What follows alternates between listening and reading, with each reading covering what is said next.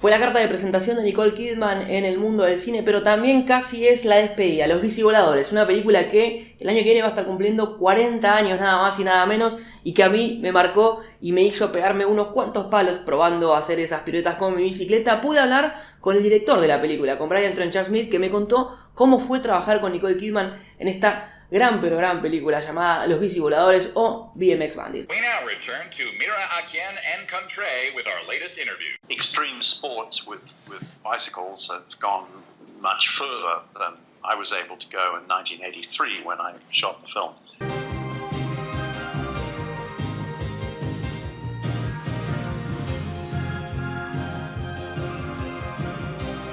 As far as Nicole Kidman is concerned, we did extensive auditions, and I thought she was absolutely fantastic and magnetic. My producers thought, well, she's taller than the two boys that we've already cast.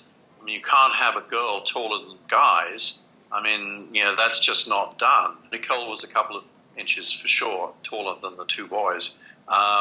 So I said, but that, look at her, that shock of beautiful reddish hair and, long legs and just there's a natural confidence that shines from her face.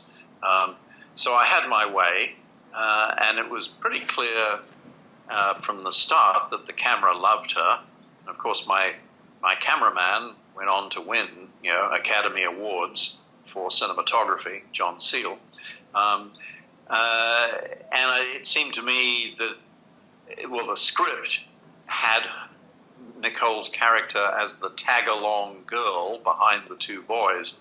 I decided, I'm going to put her in the foreground and the two boys can then fit in behind her in a three-shot, because after all, it's which one would you rather be spending your time looking at in close-up? So I gave her more stuff to do.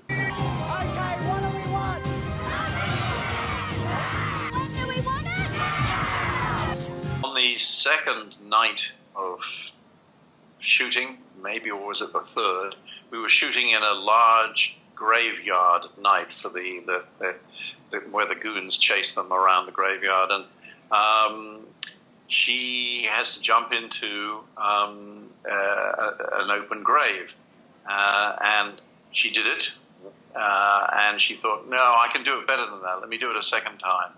And the second time she sprained her ankle.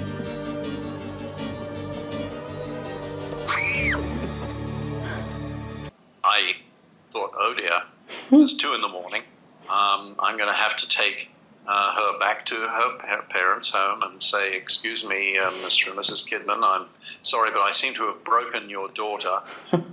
Here she is. And I'm sure it's been bound up. By the unit nurse, it'll be fine. In the car journey back, she was kind of worried that I would have to replace her because she wouldn't be able to ride a bike for a week. And I said, Nicole, I did not hire you for your bike riding skills. Don't worry about it. We can double you. And we'll do some other scenes until your leg gets better. Don't worry about it. And then I took her home, and the parents were cool.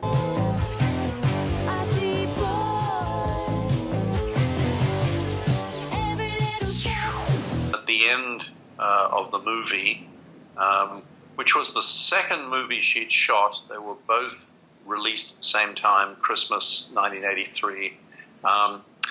At the end of the shoot, I'd gotten to know them, and they said, this acting thing, she's 15, just about to be 16 at the end of the year. It's really taking a lot of her time, and we're just concerned that, she should be thinking about, where she should be, what career she should be having, and would you think that there's any future for her in acting? And normally, virtually 99% of the time when a parent asks me that, I discourage them. I say, because acting it's a rotten profession, and many want to do it, and very few actually make a good living out of it. So it's a trap that sucks your income-producing abilities from your 20s and 30s out. So normally I discourage parents from, I point out the dark side of the profession. But in Nicole's case, I said, no, I think she has a future. I think she's really skilled and she has great drive and determination.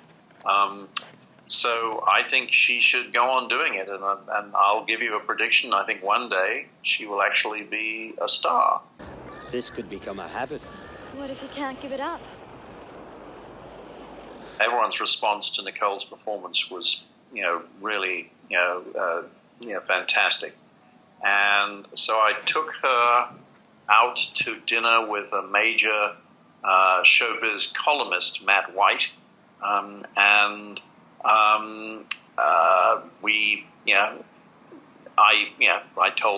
told him that I thought she was going to have a great future, and in his article, my prediction that she would one day she'd be acting in every decade of her life, and one day she would be the Australian equivalent of Katharine Hepburn.